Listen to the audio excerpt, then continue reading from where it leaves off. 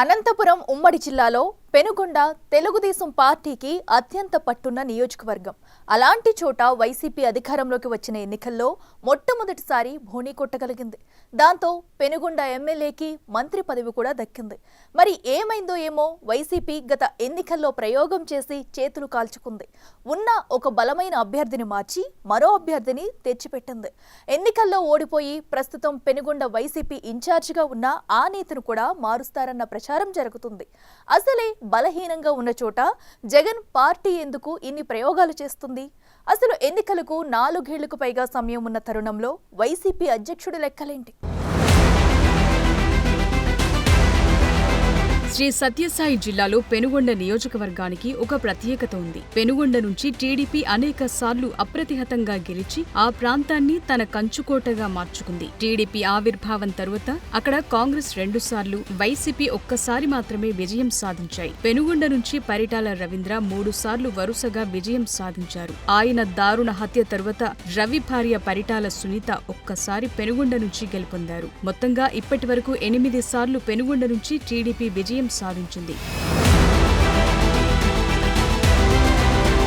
2019 ఎన్నికల్లో మాజీ మంత్రి శంకర్ నారాయణ వైసీపీ నుంచి గెలుపొందారు. ఆ తరువాతి పరిణామాలు మారిపోయాయి. 2024 ఎన్నికల్లో మాజీ మంత్రి శంకర్ నారాయణను కాదని కళ్యాణదుర్గం నుంచి వలస వచ్చిన మరో మాజీ మంత్రి ఉషా శ్రీచరణ్ కు వైసీపీ అధ్యక్షుడు జగన్ టికెట్ కేటాయించారు. కానీ 2024లో ఉషా శ్రీచరణ్ ఘోర పరాజయం పాలయ్యారు. ఇక అప్పటి నుంచి పెనుగొండలో ఉషా శ్రీచరణ్ వైసీపీ ఇన్ఛార్జిగా హడావిడి చేస్తూ పార్టీపై పట్టు పెంచుకోవటానికి నానా పాట్లు పడుతున్నారు.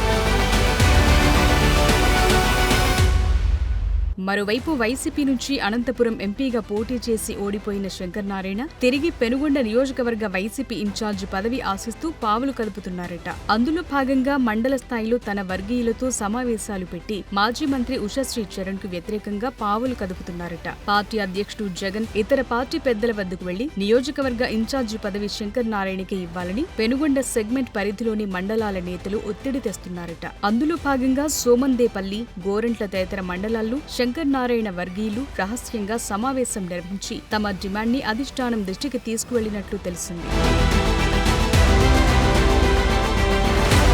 ఈ నేపథ్యంలో ఉషా శ్రీచరణ్ హైకమాండ్ దగ్గర తన పలుకుబడిని ఉపయోగించి పార్టీకి వ్యతిరేకంగా పనిచేస్తున్నారంటూ శంకర్ నారాయణ వర్గీయుల్ని కొందరిని పార్టీ నుంచి సస్పెండ్ చేయించారు. దాంతో పెనుగొండలో వారిద్దరి మధ్య పరిస్థితి ఉప్పు నిప్పులా తయారైందంటున్నారు. ఎప్పుడో వచ్చే ఎన్నికల కోసం వారిద్దరూ అలా కుస్తీ పడుతుంటే ఇటీవల వారిద్దరికి పోటీగా 3వ వ్యక్తి సీన్లోకొచ్చి ఇన్ఛార్జ్ పదవి కోసం పోటీ పడుతున్నారట. ఉషాశ్రీ, శంకర్ నారాయణలను పెనుగొండ వైసీపీలో సైడ్ చేయాలని శిల్ప అనే కొత్త నాయకురాలు ప్రయత్నిస్తున్నారట.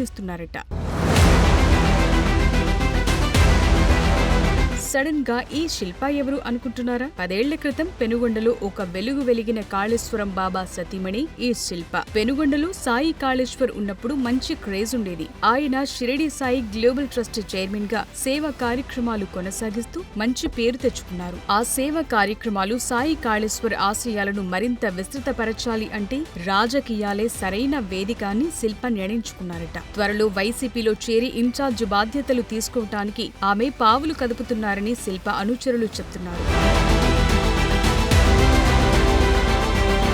ఇప్పటికే పెనుగొండ ఇద్దరు మాజీ మంత్రులు శంకర్ నారాయణ, ఉషా శ్రీచరణ్లు 2 వర్గాలుగా వైసీపీ కార్యక్రమాలు నిర్వహిస్తున్నారు. అయితే ఇన్ఛార్జిగా ఉన్న శ్రీచరణ్ ఏమాత్రం ప్రభావం చూపించలేకపోతున్నారని పార్టీ క్యాడర్ ఆరోపణలు గుప్పిస్తోంది. ఆ క్రమంలో ఇటు కడప, అనంతపురం జిల్లాలతో అనుబంధం ఉండి స్థానికంగా మంచి ఫాలోయింగ్, ఆర్థికంగా చాలా బలమైన శిల్ప వైపు వైసీపీ అధిష్టానం మొగ్గు చూపుతోందట. అయితే ఇప్పుడు మాజీ మంత్రి శంకర్ నారాయణ్ను వైసీపీ పొలిటికల్ అడ్వైజరీ కమిటీ మెంబర్గా తీసుకోవడంతో ఉషా శ్రీచరణ్ కాస్త రిలాక్స్ అవుతున్నట్టు కనిపిస్తున్నారు.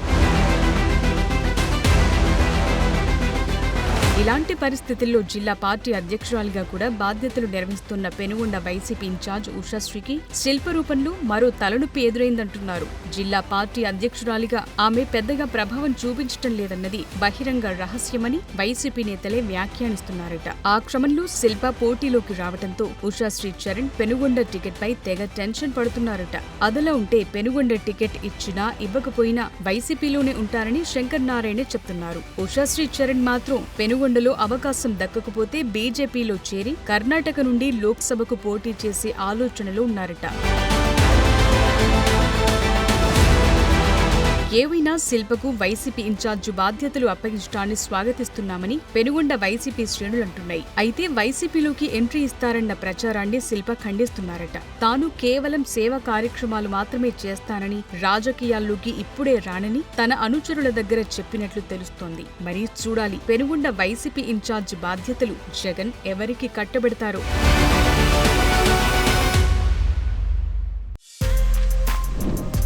For more videos like this, subscribe Big TV channel.